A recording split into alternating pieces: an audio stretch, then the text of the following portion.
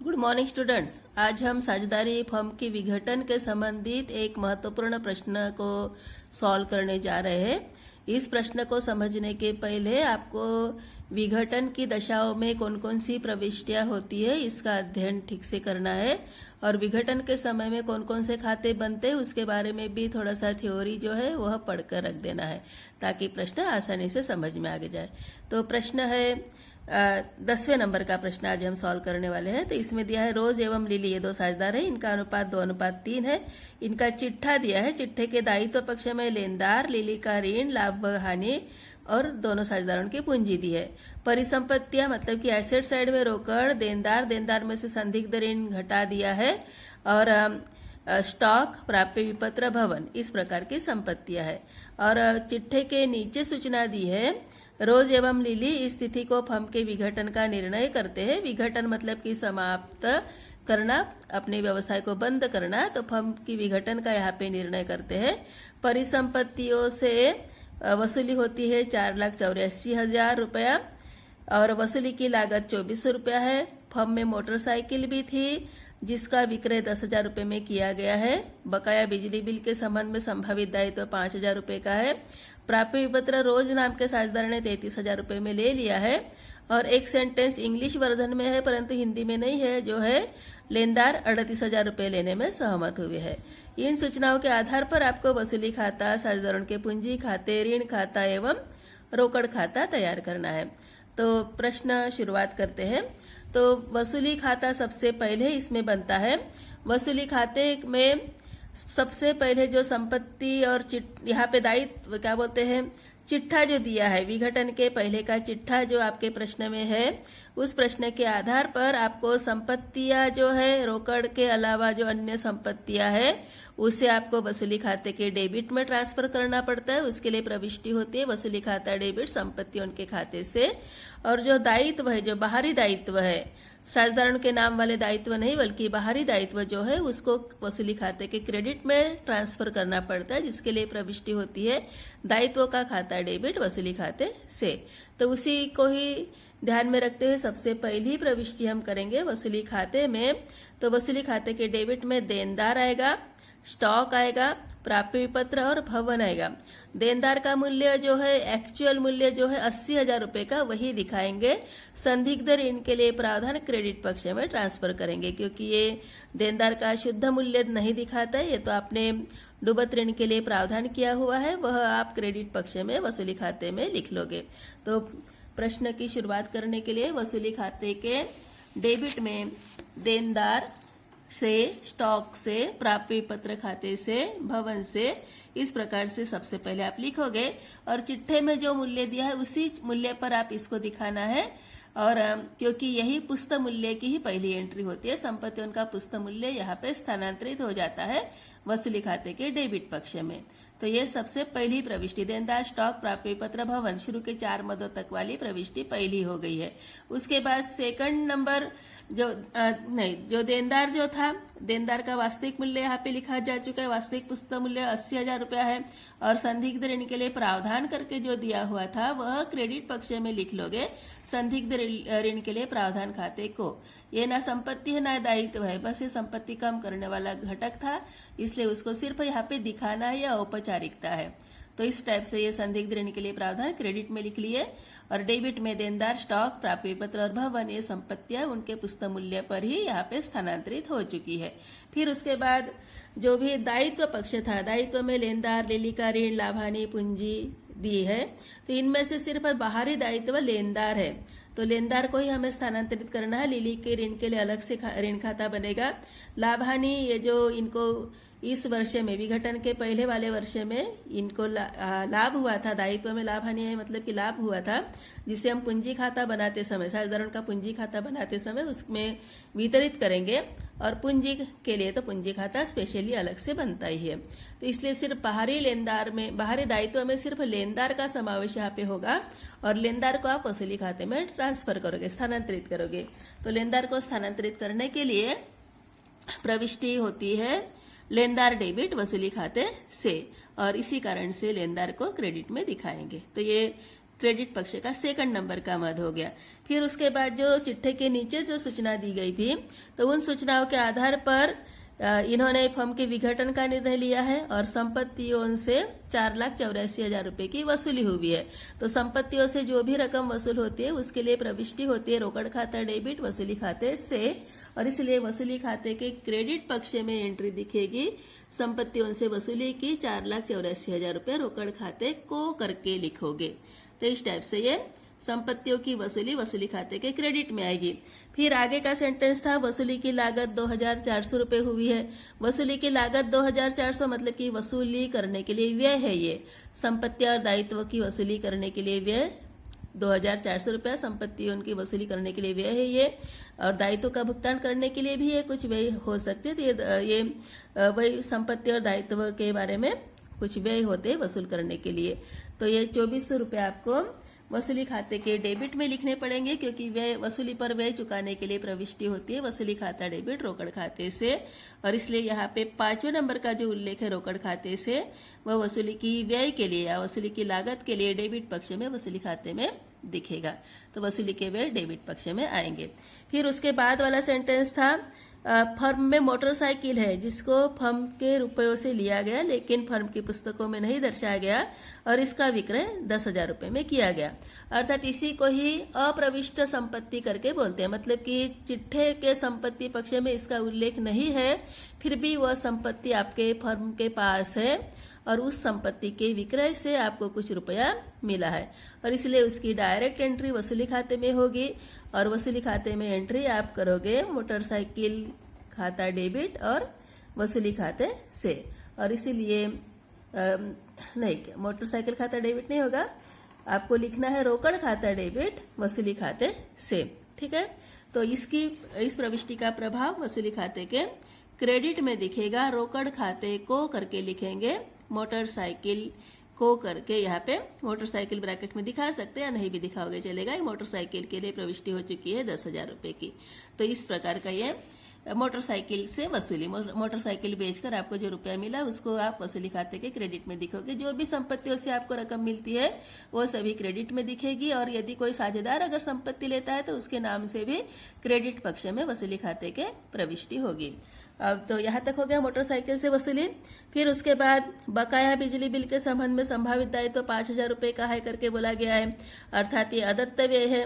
अदत्त व्यय मतलब कि दायित्व बढ़ जाता है आपका। संभावित दायित्व, ये दायित्व चुकाए बगैर आप वसूली खाते का आंसर नहीं निकाल सकते, और इसलिए आपको बकाया बिजली बिल का भुगतान भी करना पड़ेगा, क्योंकि फर्म का विघटन करने के पहले आपको सभी दायित्व चुकाने पड़ते हैं। प्रश्न में सूचना रहो चाहे ना रहो, सूचना है तो उसको फॉलो करना ही है, परंतु सूचना नहीं है तो उसको भी आपको फॉलो करना है। तो बकाया बिजली बिल का जो दायित्व है उसको वसूली खाते के डेबिट पक्ष में आप रोकड़ खाते के नाम से लिखोगे। तो रोकड़ खाते से करके बकाया बिजली बिल की रकम आप यहाँ पे शामिल करोगे। और फिर आगे दिया था प्राप्य विपत्र रोज नाम के साझेदार ने लिया है 33,000 रुपये में। तो रोज प्राप्य विपत्र को ले रही है, अर्थात प्राप्य विपत्र संपत्ति, कोई संपत्ति अगर साझेदार लेता है तो उस समय साझेदार का पूंजी खाता डेबिट होता है वसूली खाते से, और इसलिए वसूली खाते के क्रेडिट में उसका प्रभाव पड़ेगा। रोज के पूंजी खाते को करके लिखना पड़ेगा, प्राप्य पत्र करके ब्रैकेट में लिखा गया है, वही सूचना है ये। तो रोज के पूंजी खाते को, रोज ने प्राप्य पत्र की अमाउंट जो भी 33,000 रुपये में प्राप्य पत्र लिया है उसका प्रभाव क्रेडिट पक्ष में पड़ेगा, क्योंकि संपत्ति अगर कोई साझेदार लेता है तो वसूली खाते के क्रेडिट में दिखाना है। और फिर लेनदार को 38,000 रुपये देना है, तो उसके बारे में भी, अर्थात लेनदार 38,000 रुपये लेने में सहमत हुए हैं। इस सूचना के लिए आपको प्रविष्टि वसूली खाते के डेबिट में, अर्थात दायित्व का भुगतान आप करोगे, लेनदार का भुगतान 38,000 रुपये करोगे। तो इस प्रकार से ये वसूली खाते में आने वाली मदों को यहाँ पे आपने लिख लिया है। अभी उसके बाद आपको टोटल देखनी है वसूली खाते का कौन सा पक्ष बढ़ा है उसके बारे में ध्यान दोगे। तो वसूली खाते का अगर डेबिट पक्ष बढ़ा है तो हानि हो जाएगी, जो साझेदारों के पूंजी खाते में डेबिट पक्ष में दिखेगी, और अगर वसूली खाते का क्रेडिट पक्ष बढ़ा है तो लाभ होगा और वह साझेदारों के पूंजी खाते के क्रेडिट में दिखेगा। तो अभी वसूली खाते का आंसर निकालने के लिए देखते हैं कौन सा पक्ष बड़ा हो सकता है। तो क्रेडिट पक्ष यहाँ पे बड़ा है, जिसकी टोटल है 5,70,600 रुपया, 5,70,600 रुपीज, ये इसकी टोटल है। और डेबिट पक्ष को घटा देते हैं उस योग में से, तो अंतर की अमाउंट बचती है 15,600 रुपया। और इस 15,600 रुपये को आपको साझेदारों के पूंजी खाते में स्थानांतरित करने हैं। रोज के हिस्से में 2/5 जाएगा और लिली के हिस्से में 3/5 जाएगा, क्योंकि रोज एवं लिली का अनुपात 2:3 दिया हुआ है। इसलिए रोज को मिलेगा 6,240 और लिली को मिलेगा लाभ, वसूली खाते का लाभ है ये 9,360 रुपया। तो इस प्रकार से ये वसूली खाता यहाँ पे पूर्ण हो जाएगा। फिर उसके बाद आपको बनाना है साझेदारों का पूंजी खाता। तो साझेदारों का पूंजी खाता बनाने के लिए, जैसे अभी तक आपने सामान्य साझेदारी से लेकर आगे के प्रश्न देखे थे, तो साझेदारों के पूंजी खाते के कॉलम, जितने साझेदार है उतने राशि के कॉलम और विवरण का कॉलम। तो डेबिट में विवरण रोज एवं लिली, क्रेडिट में भी विवरण रोज एवं लिली। अभी दायित्व पक्ष में साझेदारों के पूंजी खाते का शेष दिया ही रहता है, तो जिसे हम साझेदारों के पूंजी खाते के क्रेडिट पक्ष में शेष लागत के रूप में लिखेंगे। यहाँ पे रोज के पूंजी का शेष दिया हुआ था 1,60,000 और लिली के पूंजी खाते का शेष दिया हुआ है 2,40,000। फिर चिट्ठे के दायित्व पक्ष में एक लाभ हानि खाता करके उल्लेख था। लाभ हानि खाता, सामान्य संचय, ऐसे कोई मदें रहती है तो उसका विभाजन हमें पूंजी खाते में करना पड़ता है। दायित्व में अगर दायित्व में रहेगा तो इसे क्रेडिट पक्ष में पूंजी खाते के, और संपत्ति में अगर लाभ हानि का उल्लेख है तो वह पूंजी साझेदारों के पूंजी खाते के डेबिट पक्ष में विभाजन होगा। तो यहाँ पे दायित्व में लाभ हानि दी है, मतलब कि लाभ है इनको, इस लाभ को आपको साझेदारों के पूंजी खाते के क्रेडिट पक्ष में लिखना है। लाभ हानि खाते को टोटल लाभ 50,000 रुपये दिया हुआ था। 50,000 रुपये को 2:3 में विभाजित करोगे। रोज के हिस्से में 20,000 और लिली के हिस्से में 30,000 रुपये आएगा। वसूली खाता बना चुके थे, वसूली खाते को में भी लाभ आपको मिला है, जो लाभ साझेदारों के पूंजी खाते के क्रेडिट में ट्रांसफर होगा। वसूली खाते को रोज के कॉलम में 6,240, लिली के कॉलम में 9,360। अभी रोज नाम के साझेदार ने एक विपत्र लिया करके सूचना थी, तो विपत्र 33,000 रुपये में उसने लिया था, इसलिए विपत्र लेने का जो भी प्रभाव था वसूली खाते के क्रेडिट में था, जो साझेदार के पूंजी खाते के डेबिट में दिखेगा। वसूली खाते से करके लिखेंगे, रोज के कॉलम में 33,000 रुपया लिखोगे। और फिर उसके बाद अभी कोई प्रविष्टि नहीं है, तो क्रेडिट पक्ष में 3 प्रविष्टियां है और डेबिट में रोज के कॉलम में 1 प्रविष्टि है। इसी के ही अनुसार आप आंसर निकालोगे। और जो विघटन की स्थिति है अभी ये, तो विघटन के समय पूंजी खाते का शेष नहीं निकाला जाएगा, बल्कि अभी जो भी शेष रकम बचेगी वह इनको वापस होगी, या तो कभी कभी लाने भी पड़ सकती है। अर्थात क्रेडिट पक्ष बड़ा है तो रोकड़ वापस होगी, और साधारण के पूंजी खाते का डेबिट पक्ष का योग अगर बड़ा है तो पूंजी ये जो अतिरिक्त रकम इनको लानी भी पड़ेगी। तो यहाँ पे इस प्रश्न में रोज एवं लिली दोनों का क्रेडिट पक्ष बड़ा है। रोज का ये टोटल है 1,86,240 और लिली के कॉलम की टोटल है 2,79,360।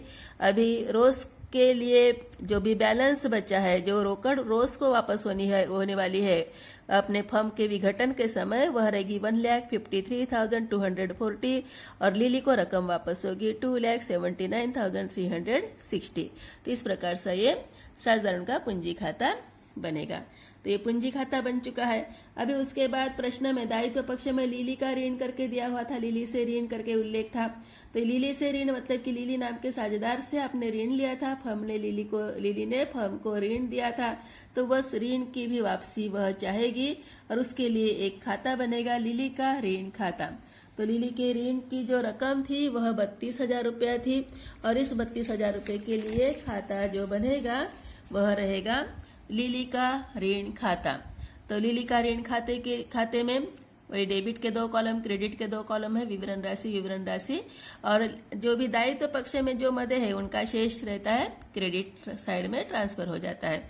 तो लिली के ऋण खाते का शेष जो था 32,000 रुपये था, इसलिए शेष लागा करके 32,000 रुपये लिखोगे और इसी को ही क्या करोगे आप चुकता करोगे। लिली को ये ऋण वापस करना पड़ेगा और इसलिए रोकड़ खाते से करके 32,000 रुपये लिखोगे और लिली का ऋण खाता कंप्लीट करोगे, क्योंकि लिली के ऋण खाते के भुगतान के लिए प्रविष्टि होती है लिली का ऋण खाता डेबिट, रोकड़ खाते से। और उसी एंट्री का यहाँ पे प्रभाव लिली के ऋण खाते के डेबिट में रोकड़ खाते से लिखकर इस खाते को आपको बंद कर देना है। फिर उसके बाद अति महत्वपूर्ण खाता जो यहाँ पे विघटन की स्थिति में बनता है वह रहता है रोकड़ खाता।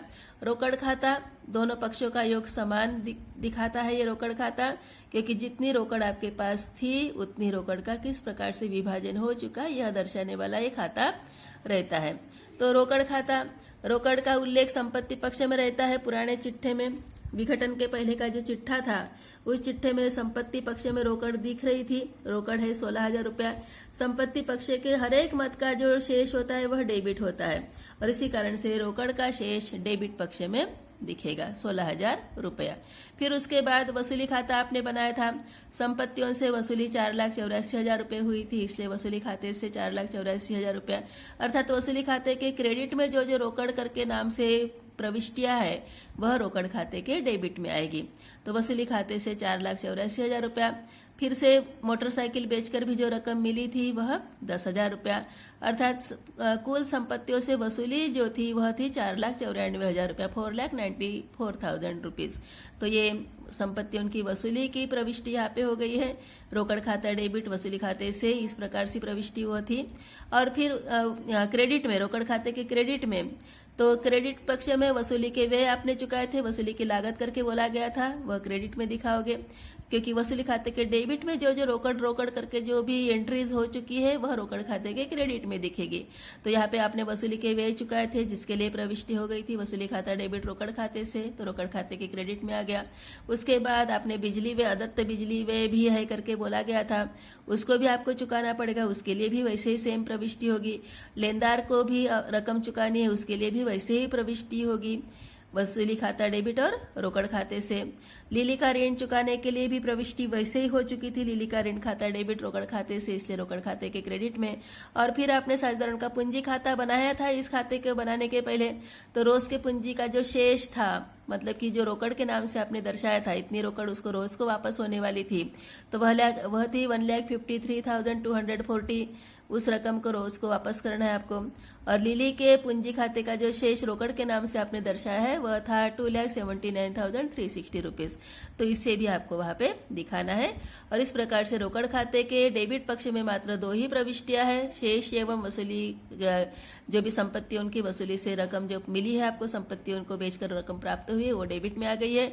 और दायित्व का भुगतान, व्ययों का भुगतान, लिली के ऋण का भुगतान और दोनों साझेदारों के पूंजियों का भुगतान ये क्रेडिट में दिखा है।